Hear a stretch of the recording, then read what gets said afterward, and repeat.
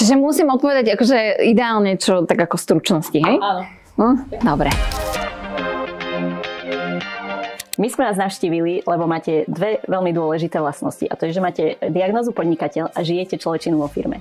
A preto by sme vás veľmi radi obdarovali našou človečinou, aby ste sa mohli naďalej zbližovať. Ďakujem. Čo ti je vyslovene proti srsti a nemá v tvojom podnikaní miesto? Všetko, čo súvisí s klamstvom, všetko, čo súvisí s nekalým prístupom k tomu cieľu. Je veľa firiem, ktoré v našom biznise niečo prebalia, niečo zoberú odtiaľ, vlastne dojdu k tomu cieľu, ale je to nejak tak akože oklamané. A my to robíme veľmi otvorene a poctivo a myslím si, že tohto sa nechcem vzdať aj za cenu toho, čo momentálne ako keby prežívam a aké je to ťažké. Aký máš vzťah k chybe, keď sa jej dopustíš ty a keď sa stane iným?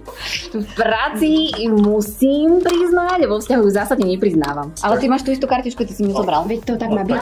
Že každý má ísť na tú. Dobre, ja som to chybu, ale nič sa nestalo, čo si priznal. Málo kedy robím chyby. Keď urobím chybu, tak sa snažím ju napraviť. Pravím chybu, tak si ju priznám a ospravedlňujem sa aj. A najradšej by som bola, keby som prišla na to, že sa stala chyba a opravila ju ešte predtým, ako niekto iný na to príde. My sme ti povedali tie dve vlastnosti, ktoré hľadáme u podnikateľov. To znamená, že majú diagnózu podnikateľ a budujú človečinu vo firme. Napadá ti niekto, koho by si chcela nominovať, prosím ťa? Rada by som nominovala Janku Zajícovú z Creative Sites. Super, ďakujeme.